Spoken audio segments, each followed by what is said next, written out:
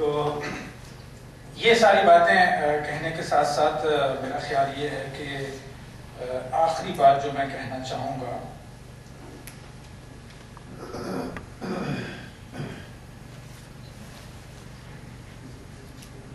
میں نے وہ سارے پوائنٹس ایسے نوٹ کیے تھے لیکن ظاہر اس کا وقت نہیں ہے کہ ہم اسے دہرائیں. یہ جو آخری بات کے طور پہ میں کہنا چاہوں جو فاقہ نے سوال کیا تھا اور جس میں حبیب بھائی نے کچھ باتیں کہی بھی ہیں، میرا خیال یہ ہے کہ اس وقت مسلم دنیا کا ظاہر ایک اور بڑے بڑے مسائل میں سے ایک بڑا مسئلہ، اور بعض صورتوں میں اسے ٹاپ آف دا لسٹ ہی کہا جائے گا، وہ یہی ہے کہ ہم علم کے میدان میں پیچھے بھی رہ گئے ہیں اور اس کو ریئلائز کرنے کے لیے تیار نہیں ہیں انفارچونیٹلی.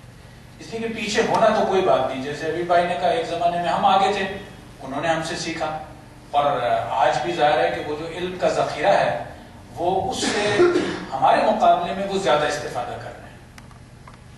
ہم آج ان سے استفادہ کر رہے ہیں، کل ممکن ہے پھر ایک دفعہ وہ دور پلٹ کے آئے، لیکن اس دور کے پلٹنے کے لیے اہم ترین بات تو یہی ہے کہ یہ ریئلائزیشن کہ یہ علمی کام، تحقیقی کام، یہ ایک ایسی چیز ہے جو انسانوں کو، انسانوں کے گروہوں کو، قوموں کو آگے لے جاتا ہے.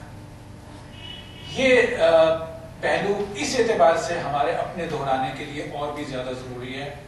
یہ خود ایک موضوع ہے جس پہ کبھی ہم لوگ ویسے اسی اسٹاف ڈیولپمنٹ پروگرام میں ایک راؤنڈ کریں گے اور ہم سب ڈسکس کریں گے کہ اپنے معاشرے میں علم اور تحقیق کو فروغ کیسے دیا جائے. یہ خود ایک آئیڈیا یہاں ہو سکتا ہے کہ ہم اس پہ ڈسکس کر رہے ہوں، برین اسٹارمنگ کر رہے ہوں، کچھ آئیڈیاز جنریٹ کر رہے ہوں، اور ممکن ہے آئی پی ایس کی کسی چھوٹی موٹی اسٹڈی کا یہ موضوع بن جائے کہ ہم اپنے یہاں علم اور تحقیق کو کیسے آگے بڑھائیں.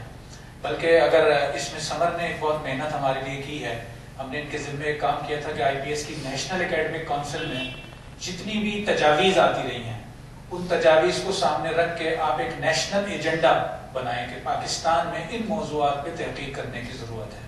تو ہم کہیں اس کو جوڑ کے ایک چھوٹی موٹی اسٹڈی بنا سکتے ہیں کہ ملک میں تحقیق اور علم کے حوالے سے چیزوں کو کیسے فروغ دیا جائے.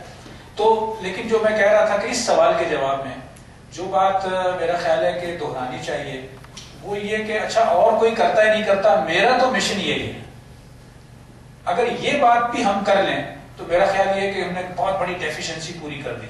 اس لیے کہ دنیا میں ہر آدمی، میں دوبارہ دہراؤں گا، دنیا میں ہر آدمی کچھ لوگوں کے لیے رول ماڈل ہو سکتا ہے.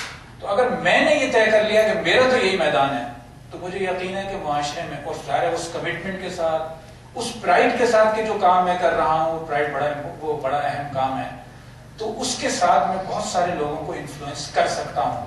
یہ اللہ تعالیٰ نے ہر انسان کو صلاحیت دی ہے، اس پہ ہم کنسنٹریٹ کریں کیونکہ انفارچونیٹلی یہ دونوں طرف سے اس وقت متاثر ہے. ظاہر معاشرے میں بہت سارے لوگ مادی اعتبار سے چیزوں کو دیکھ رہے ہیں، اپیرنٹلی ان کو اس میں کچھ مشکل پیش آتی ہے کہ پتہ نہیں اس میدان میں کچھ ہے یا نہیں ہے. اور دوسری جانب یہ کہ جو دیندار لوگ ہیں انہوں نے بھی اس کو، جو علم کو روزمرہ زندگی کے ساتھ منطبق کرنا ہے، اس کام کو انہوں نے چھوڑ دیا. اور پالیسی ریسرچ تو نام ہی اس کا ہے کہ علم کو دراصل پالیسی کے ساتھ کیسے منطبق کیا جائے. تو اس اعتبار سے یہ تعلق ہوگا ہمارے اپنے اس فیصلے سے. اور بالکل آخری بات جس کا ایک اشارہ عرفان کے سوال میں بھی موجود تھا، تحقیق اور ابلاغ یہ دو علیحدہ میدان ہیں. اکثر اوقات یہ کنفیوز ہو جاتے ہیں اور آج کے دور میں تو بہت ہی کنفیوز ہیں. جیسے عرفان نے اشارہ کیا کہ میڈیا ہے اور اس پہ ماہرین کی ایک بہت بڑی تعداد ہر وقت درکار بھی ہے، اور اس وجہ سے بہت سارے لوگ جو ہیں وہ بغیر تحقیق کے ماہر بننے کے لیے موجود ہیں. تو اس میدان میں کئی دفعہ یہ اٹریکشن ہوتی ہے کہ کیوں نہ، مطلب یہ کہ میڈیا جہاں پہ فوراً اکنالجمنٹ بھی ہے، شاید بظاہر کچھ انسینٹیوز بھی ہوں، ظاہر ہے کہ یہ کوئی میڈیا اور ابلاغ اپنی جگہ بہت اہم میدان ہے، کوئی آدمی وہاں بھی جا سکتا ہے اور جا کے کنٹریبیوٹ کر سکتا ہے. لیکن تحقیق کے میدان میں یہ جان لیجئے کہ میڈیا کے پیچھے بھی دراصل تحقیق ہے. میڈیا بھی کامیاب نہیں ہو سکتا اگر اس کے پاس تحقیق نہیں. اس لیے جڑ تو یہی ہے. تو جو جڑ میں بیٹھا ہے اس کے پاس کنٹریبیوٹ کرنے کا موقع زیادہ ہے. اور دوسری جانب اس کا دوسرا پہلو یہ ہے کہ تحقیق یہ ایک اسکل ہے، یہ ایک کام ہے، اور تحقیق کے میدان میں سیلف سیٹسفیکشن سب سے زیادہ اہم ہے. میری تحقیق مکمل ہو جائے، میں بہت مطمئن ہوں کہ میں نے جتنی کوشش کرنی تھی کر لی اور بہترین چیز میں نے تیار کر لی. حقیقت یہ ہے کہ صحیح موقف وہی ہے جس کا کام یہاں آ کے ختم ہو جاتا ہے، اس کے بعد دنیا میں کوئی اسے پڑھے یا نہ پڑھے اسے پریشانی نہیں ہوتی. لیکن ظاہر فطرت ہے انسان کی، ستائش کی بات حبیب بھائی نے بھی کہی، اس اعتبار سے طبیعت تو چاہتی ہے، لیکن ابلاغ وہ جو کہتے ہیں نا خوشبو آ نہیں سکتی کاغذ کے پھولوں سے. اگر اچھی تحقیق ہے وہ اپنی جگہ بنائے گی، وہ میڈیا میں بھی جائے گی، وہ اوپینین میکرز تک بھی جائے گی. اس لیے میرا خیال ہے ایز اے ریسرچر ہمارا فوکس تو یہ ہو کہ ہم وقت پر اپنی جو بہترین کاوش ہے وہ تیار کرنے میں کامیاب ہو جائیں. تیار کرنے کا لفظ میں نے خاص طور پہ استعمال کیا، پیش کرنے کا نہیں کیا. جب یہ تیار ہو گئی تو پیش بھی ہو جائے گی کہیں نہ کہیں، اس کا کوئی نہ کوئی راستہ نکل آئے گا اور یہ آگے بڑھ جائے گی. میں ایک بار پھر اللہ تعالیٰ کا شکر ادا کرنے کے ساتھ ساتھ خاص طور پہ حبیب بھائی کا شکریہ ادا کرنا چاہوں گا، طیب بھائی کا بھی شکریہ ادا کرنا چاہوں گا کہ انہوں نے اس سارے کو ایک طرح سے آغاز کروا دیا ہے.